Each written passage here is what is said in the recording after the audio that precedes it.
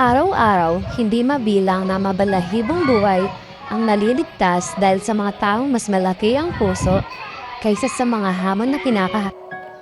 Sila ang mga tagapangalaga ng shelter ng hayop, ang tahimik at mapagkumbaba at tunay na pambihirang mga individual na sumusulong at nanganalaga sa mga walang boss.